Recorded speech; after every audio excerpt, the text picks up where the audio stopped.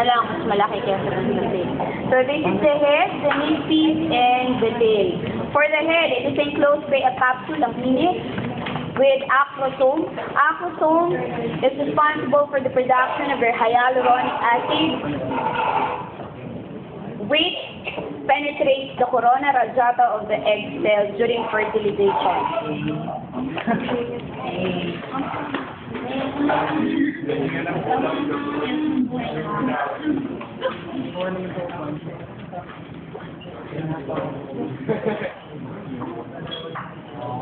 On Friday, I will give you you're going to have your second law exam coverage digestive system. Attached to it is a separate questionnaire for the quiz pertaining to the urinary system and another separate sheet pertaining to the reproductive system. Wow. Hindi lang yun. 20 items lang yung urinary. And then 30 items yung male and female. So 15. Okay? No comment. 3 parts of your sperm cell or spermatozoa. This is the head. It is enclosed by an acrosome. Ito yung pinaka-helmet ng ulo ng sperm cell. Ang function ng acrosome na yan ay ang mag-release or to produce hyaluronic acid. Para saan itong hyaluronic acid? Okay, your hyaluronic acid is responsible for penetrating the corona radiata of the egg cell during fertilization. Mamaya, discuss yun sa female record. Corona radiata. Okay? Yung corona radiata, this is similar to this is the homologous or the counterpart of the acrosome. So, meaning yung corona radiata, it includes the egg cell. So, yun naman yung capsule niya.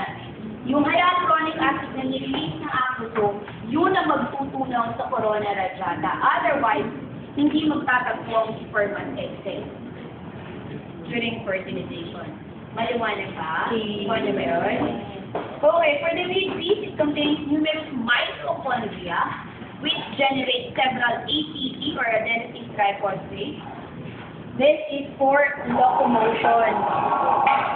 Locomotion or motility. The tail is made up of a flagellum.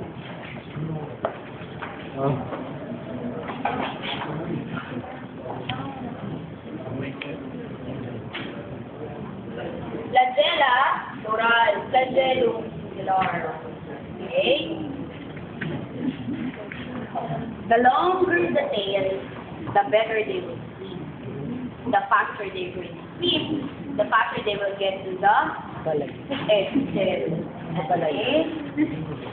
But, for them to swim, it requires several kilocalories generated by the ATP coming from the mitochondria found in the kidney.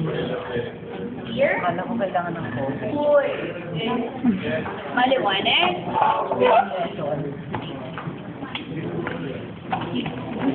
So, from interstitial Leydig cells, there are several ducts, DUCTs. Okay. This is the epididymis.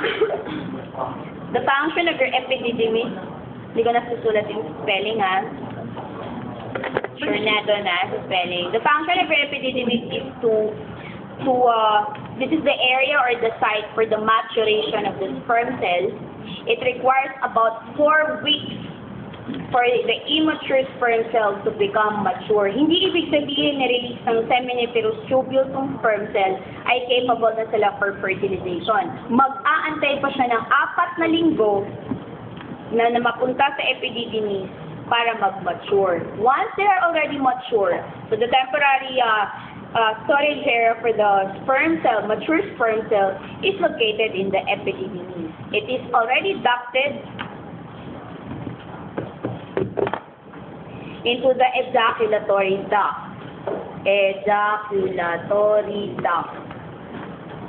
Okay? Together with together with the seminal vesicle. Okay? The seminal vesicle is an accessory organ. This is the seminal vesicle. Number 6. Dali ba yun? Number 6. Seminal vesicle. Yan. Yun. Wala kang laser pointer. Yung maliit na. Yung beige. Yan. Isa pa.